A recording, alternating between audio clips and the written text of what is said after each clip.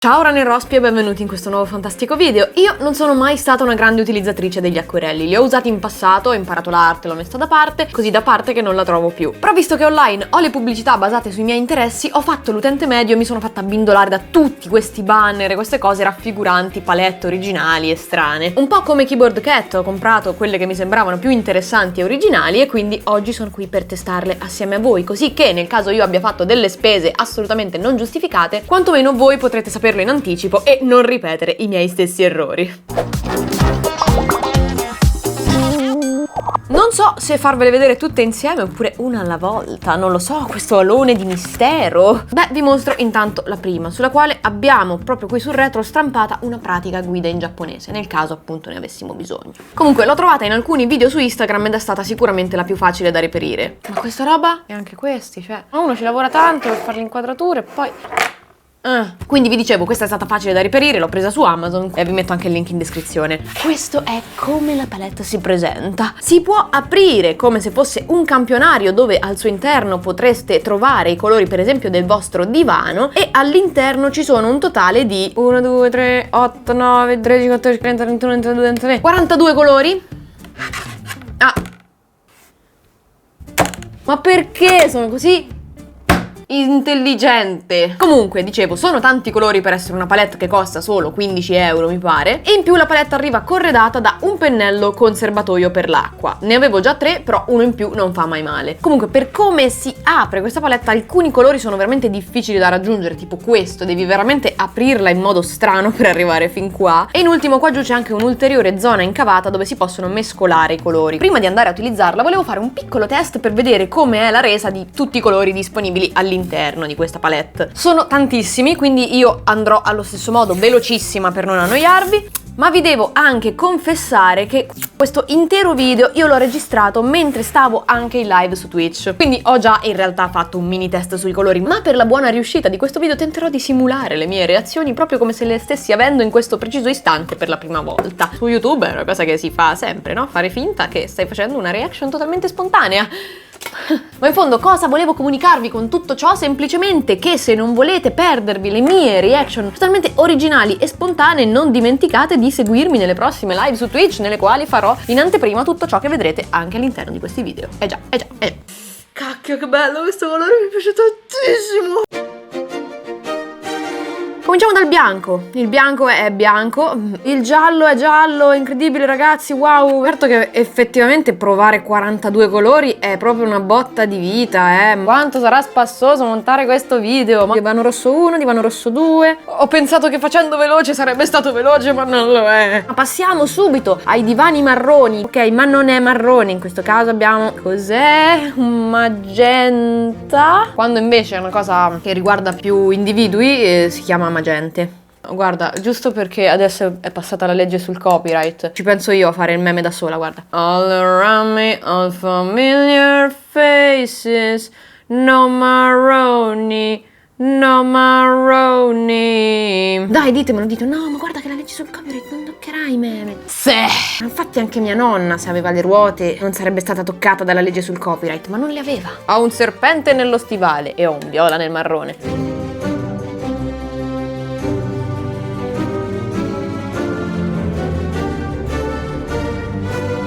Ok, ho finito e quindi il mio resoconto è che mi sembra che hanno una resa molto eterogenea tra loro. Alcuni colori asciugandosi diventano molto opachi, altri riescono a mantenere abbastanza il pigmento, parità di acqua messa appunto sul colore stesso, alcuni restano un po' più sbiaditini, altri sono belli aggressivi. Ma adesso appunto mettiamo tutta questa roba da parte e magari passiamo all'utilizzo vero e proprio di questi acquerelli.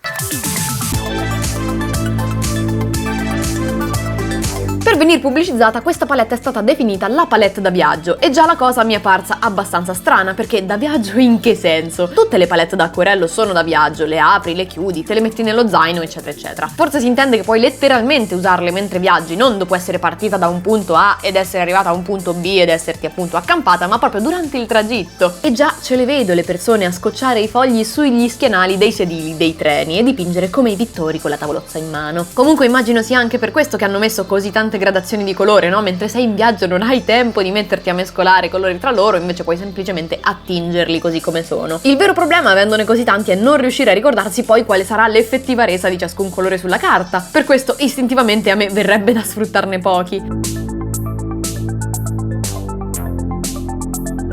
Per questo tizio infatti ho utilizzato prevalentemente le tonalità di verde e viola, o vinaccia, magenta, vinaccia, vabbè. Una volta asciutti i colori non risultano molto accesi a mio avviso, li ho diluiti con acqua certo, ma non sembrano così brillanti come mi sarei aspettata. Forse ho semplicemente usato quelli sbagliati, non lo so.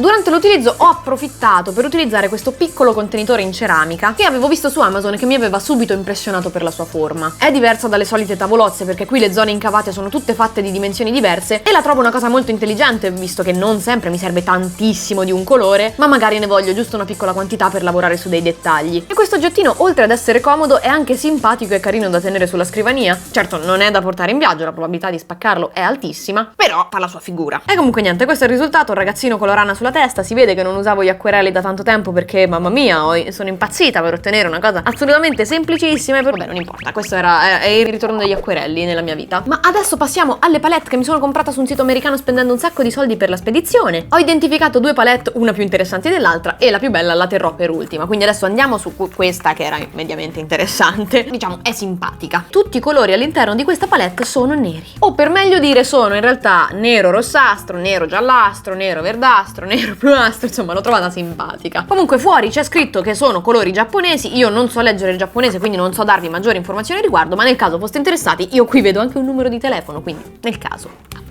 L'unico colore sul quale ho dei dubbi riguardo il nero è il giallo, perché questo in nessun modo, anche nel punto col massimo pigmento, riesce a raggiungere il nero. Questo mi ha lasciato qualche dubbio perché fino alla fine ho atteso sperando che diventasse viola, in realtà sì, ok, ha una tendenza al violaceo ora che lo vedo bene, però lì per lì sul momento sembra soltanto tendente al grigio. Quello che forse mi piace un po' meno è questo marroncino, perché, boh, non lo so, ma è solo una questione di gusti personali. Però guarda che carino, solo 6 colori, non 42, non è fantastico.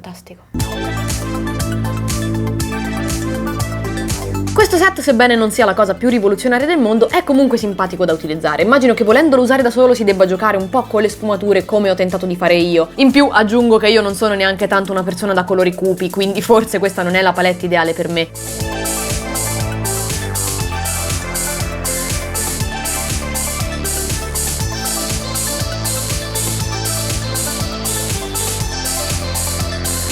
Poi normalmente, essendo amante delle tecniche miste, sarei volentieri andata avanti utilizzando per esempio matite colorate, ma mi ero ripromessa di non snaturare troppo il risultato degli acquerelli, aggiungere al massimo solo un po' di tratto pen nei contorni.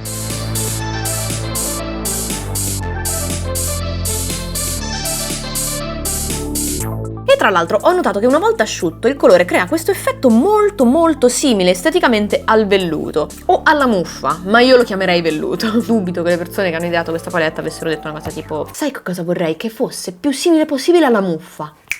Genio. Ok, questo è il risultato finale, ho aggiunto alcuni fiocchetti di neve, non l'ho fatto con questo acquerello, vi chiedo perdono, ho barato, lo so, non ho scuse, quindi non cerco neanche di giustificarmi e passiamo all'ultima palette, finalmente! L'ultima cosa da testare è contenuta all'interno di questa busta. Ora, voi avete mai visto una palette così sottile? No! Non l'avete vista, ve lo dico io! Ma vediamo cosa c'è al suo interno. Sarà mezzo centimetro. Guardate lo spessore del pigmento, sarà 1/10 di millimetro. Ok, molto particolare, ma anche, ok, questi colori finiranno subito. Ma non partiamo prevenuti, prima voglio testare tutti i colori. Cominciamo dal primo, cosiddetto cremisi. Uff, che bello! Ricordate sempre che se volete avere le mie reaction vere ed effettive dovete andare su Twitch, ma in ogni caso adesso la simulerò proprio come se fosse vera. Ok, sono assolutamente stupita da quanto questo colore sia saturo e pieno di pigmento. Che bello, sono molto contenta di tutto ciò. Anche se questi due primi colori si chiamano in modo diverso, ma a me sembrano assolutamente uguali l'uno all'altro. Sono super accesi. Super, un aggettivo che puoi usare quando le tue proprietà linguistiche sono altamente scarse. Abbiamo per esempio meno tonalità sul verde, meno tonalità sul blu. Il blu è un colore molto importante, molto simile al blallo, però è blu.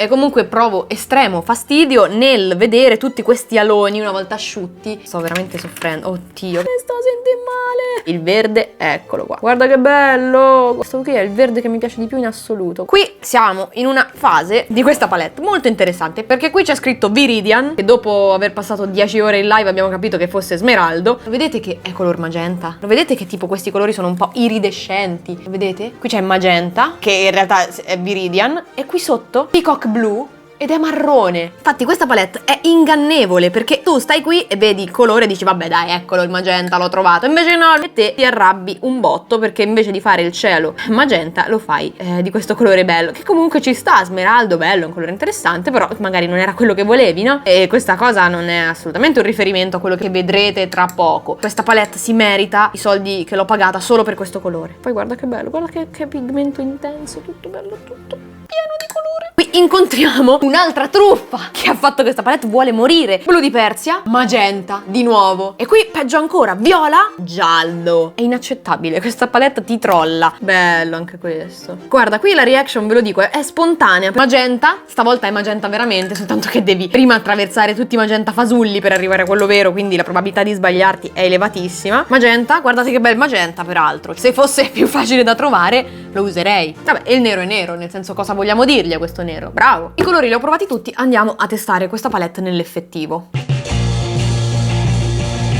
Scusate se la prima parte ve la dovete beccare con l'interfaccia della live, ma purtroppo mi ero dimenticata di premere rec sulla fotocamera, quindi mi sono persa tutto il pezzo dove provavo a colorare il cielo.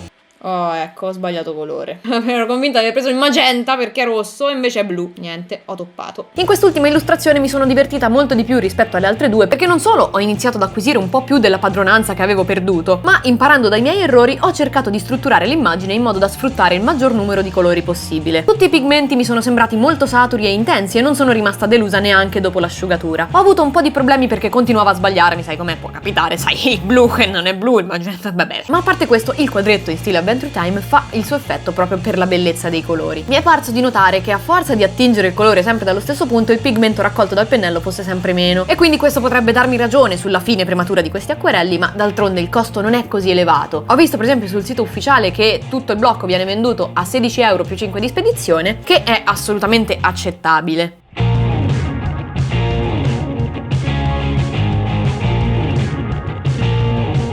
Questa tra tutte è la palette che mi ha stupito di più. Guardate, cioè effettivamente anche comparando questi colori asciutti contro quelli, secondo me questi sono molto belli. Cioè guarda questo.